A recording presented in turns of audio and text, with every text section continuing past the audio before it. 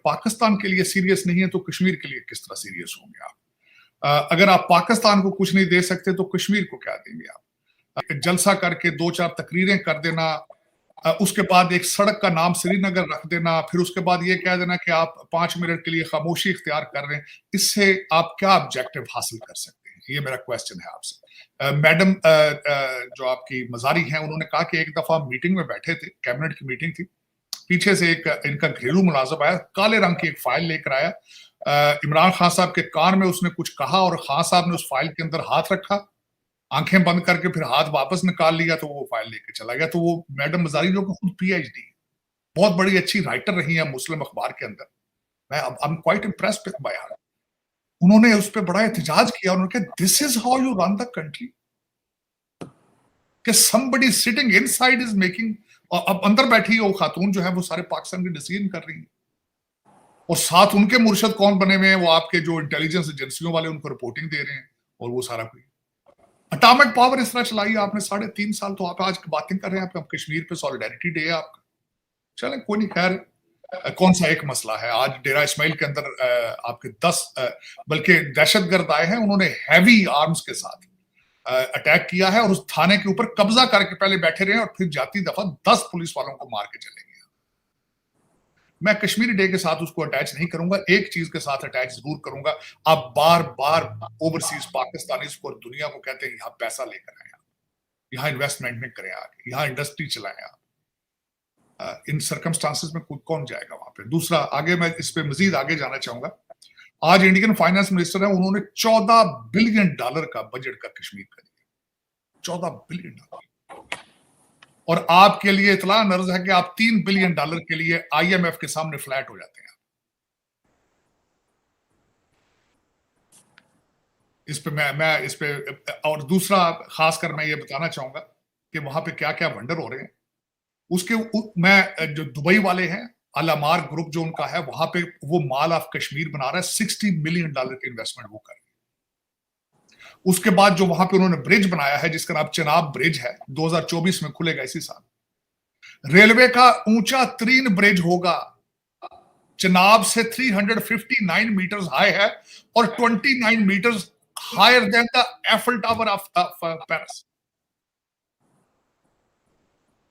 और फिर उसके बाद मैं ये जो उन्होंने 14.16 बिलियन का जो बजट दिया है, जब ये पैसा कश्मीर में लगेगा तो बॉर्डर के इस साइड वाले कश्मीरी क्या देखेंगे, क्या सोचेंगे? मैं फैसला आप पे ही छोड़ना चाहता हूं। और उसके बाद जिस तरह मैं और एक और बात मैं बताना चाहूंगा कि जो यूनियन टेरिटरीज की इकोनॉमी की फोरकास्ट जो उन्होंने की है, 10% ग्रोथ की 10% ग्रोथ यूनियन टेरिटरी, उसको आप किस तरह करेंगे? आपकी इस वक्त 38% इन्फ्लेशन है ओवरऑल सारे पाकिस्तान के अंदर। बैरूनी कर्जे आपके 126 बिलियन डॉलर के कर्जे आपने देने। आपकी जीडीपी पर कैपिटा $1400 है और ग्लोबल एवरेज जो है $10,589 है। डिफरेंस जरा देखें आप। किसी के मुंह से कोई निकल रही है बात कि किस तरह ये ठीक करना है सारा कुछ।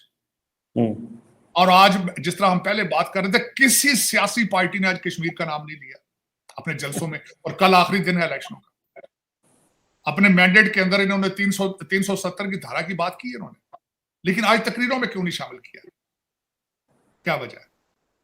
और उसके बाद बल्कि एक और बात मैं भूल गया, कश्मीर के अंदर आज मैं, क्योंकि आप सॉलिडारिटी डे मना रहे थे, तो इस पे मैं कुछ 1-2 आर्टिकल पढ़े। हर बूढ़े बंदे को 1000 से 1500 रुपया हर बूढ़े बंदे को दिया जाता है कश्मीर के अंदर। और उसके बाद जो जब इन्होंने 370 की धारा की थी, प्राइम मिनिस्टर डेवलपमेंट पैकेज के जरिए 53 प्रोजेक्ट्स इंट्रोड्यूस कराए गए थे, जिनकी 58 करोड़ वैल्यू थी उस वक्त, जो कश्मीर के अंदर उन्होंने किया था। और इस वक्त मेरा मकसद है कि 230 करोड़ जीडीपी के ऊपर खर्चा करेगा भारत। और वो सिर्फ वही नहीं कर रहे हैं, आप उनकी वैसे ग्रोथ देखें, जिस तरीके से वो एयरपोर्ट बना रहे हैं, हाईवेज बना रहे हैं। कभी इसी तरह अमेरिका में बनी थी जब इनकी तरक्की का तारा चढ़ रहा था।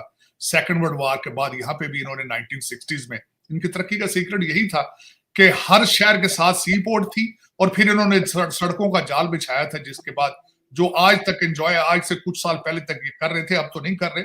अब तो इंफ्रास्ट्रक्चर क्रिपलिंग कर रहा है।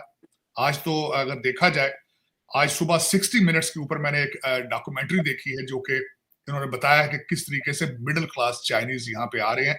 पता नहीं वो करने क्या आ रहे हैं। अकॉर्डिंग टू डोनाल्ड ट्रंप, वो तो यही कहते हैं कि शायद America, China wants to build an army within America. लेकिन ये बहुत तशवीशनाक बात है। और मैं हैरान हुए जब 60 मिनट्स जो कि उनका प्रोग्राम है यहाँ पे, चैनल हमारा है 60 मिनट्स, उन्होंने बताया है कि पास से चाइनीज 3000 बंदा, साथ एक बंदा बैठा था जिसकी लैंड के ऊपर से चाइनीज गुजरते हैं। उसने कहा 3000 चाइनीज पर वीक यहां से गुजर रहे हैं और सामने खड़े होते हैं बॉर्डर पेट्रोल वाले ज़ॉम्बीज बन। बल्कि एक और बात मैं हैरान हो गया हूं कि उन बॉर्डर पेट्रोल वालों को चाइनीज जबान नहीं आती, तो उन्होंने मैंडरिन के अंदर रिकॉर्डिंग की है उनको गाइड करने के लिए। क्या thank you so much, you have come to the America. Guiding, ये गाइड उनको करते हैं, लगा के बताते हैं मैंडरिन। ये this is what the state of America is right now. मैंने जिस तरह आपको हमेशा अर्ज किया था कि ये बहुत बड़ी कुर्बानी दे रहे हैं to make America one party rule, क्योंकि इनके ऊपर, इनके असाब के ऊपर छा चुका है चाइना। वो भी वन पार्टी रूल है। ये वन पार्टी रूल डेमोक्रेट्स बना के, लेकिन वो तरक्कियों पर है। वहां पे 9 दिन, वहां पे लोग 9 घंटे 6 दिन काम करते हैं, ये हफ्ते में 4 दिन काम करना चाहते हैं। वहां पे चाइना के अंदर भी आपको पता है स्टील सारी दुनिया में शॉर्ट क्यों हुआ था, क्योंकि उन्होंने ब्रिज बनाने शुरू कर दिए थे। मेरे ख्याल में इनका बस चलना है, इन्होंने यहां से ब्रिज उखाड़ उखाड़ के चाइना को बेचने आ गए। और यहाँ पे जो हालात इनके आगे चल रहे हैं, जिस तरह मैंने बताया था कि जिस तरह के यहाँ पे कांग्रेसमैन आगे आ रहे हैं, और इस वक्त जो सबसे बड़ी तशवीशनाक अमेरिकन पॉलिटिकल स्ट्रक्चर यहाँ पे चल रही है कि बाइडेन तो असली कैंडिडेट नहीं है। उनकी मुसलसल ग्राफ नीचे जा रहा है। 37% अप्रूवल रेट है उनका इस वक्त। और इसके बाद होगा क्या, क्योंकि हु का आलम है, डेमोक्रेट पार्टी के अंदर खामोशी है इस वक्त, जो कि तशवीशनाक हद तक है कि उनको भी पता है कि असली कैंडिडेट बाइडेन इलेक्शन नहीं जीत सकता। आखिरी टाइम पर जाके तो ये पॉलिटिकल करप्शन है, क्योंकि कैंडिडेट मुकाबला ही नहीं करेगा। आखिरी दिन नजदीक जाके ये कैंडिडेसी किसी को न्यूसम को ले आएंगे या किसी मिशेल ओबामा को ले आएंगे। लोग उसका असली जो रिपब्लिकन कैंडिडेट हैं, जो कि यहाँ के पॉलिटिकल एक्सरसाइज होती है कि डिबेटिंग होती है, एक दूसरे के सारे गड़े मुर्दे उखाड़ के सामने रखे जाते हैं कौम के कि ये इसका माजी ये है। लेकिन ये कौम को बताने का मौका नहीं देंगे। यकलत ओबामा जो है वो सामने आएंगे, वो अपना नूरा कुश्ती करेंगे और उसमें फिर वो अगले 12 साल से तो मुल्क चला रहे हैं, 20 साल चलाएंगे। उसके बाद हो सकता है वो कीनिया चले जाए और अमेरिका कीनिया बन जाए, ये भी कोई पता नहीं। लेकिन चीमा साहब, इस वक्त कश्मीर का फैसला, मैं समझता हूं कि पाकिस्तान को, आज हमारे मिलिट्री चीफ साहब गए हैं, उन्होंने दौरा किया है बर्फानी एरियाज का। हमारे काकड़ साहब ने भी एक बयान दिया है। क्या ये काफी है? मोदी सरकार ने अपना अंतरिम बजट संसद में प्रस्तुत कर दिया है। इस बजट को सरकार ने जहां विकसित भारत का रोड मैप बताया है, वहीं विपक्ष ने बजट को निराशाजनक करार दिया है। वहीं जनता की भी बजट पर मिश्रित प्रतिक्रिया सामने आ रही है। प्रभा साक्षी संवाददाता ने श्रीनगर में जब केंद्र सरकार के अंतरिम बजट पर लोगों की राय जानी, तो अधिकांश लोगों ने कहा कि बजट में सरकार की महत्वाकांक्षी योजनाओं पर खर्च बढ़ाया गया है, जो कि अच्छी बात है। सभा साक्षी संवाददाता ने जब लोगों से यह जानना चाहा कि वह अगले प्रधानमंत्री के रूप में किसको देखना चाहते हैं, तो अधिकांश लोगों की पसंद प्रधानमंत्री नरेंद्र मोदी रहे। लोगों ने कहा कि पीएम मोदी आगामी चुनाव में जीत हासिल करेंगे, क्योंकि उन्होंने गरीबों, जरूरतमंदों और भारत के प्रत्येक नागरिक के लिए काम किया है। कांग्रेस की जीत के प्रति बहुत कम लोग आश्वस्त दिखे। कुछ लोगों ने नेशनल कॉन्फ्रेंस को वोट देने की बात भी कही। हालांकि अधिकांश लोगों का कहना है कि प्रधानमंत्री नरेंद्र मोदी के तीसरी बार जीतने की अधिक संभावना है, क्योंकि उन्होंने पिछले 2 कार्यकाल में अच्छा प्रदर्शन किया है। एक स्थायी व्यक्ति ने कहा कि पीएम मोदी ने गरीबों और वंचित लोगों के लिए बहुत कुछ किया है। उन्होंने किसानों और गरीबों के लिए कई योजनाएं बनाई। इसके साथ ही कई कश्मीरी लोग नेशनल कॉन्फ्रेंस और कांग्रेस के पक्ष में अपना वोट देना चाहते हैं, क्योंकि उनका मानना है कि भाजपा सरकार उनकी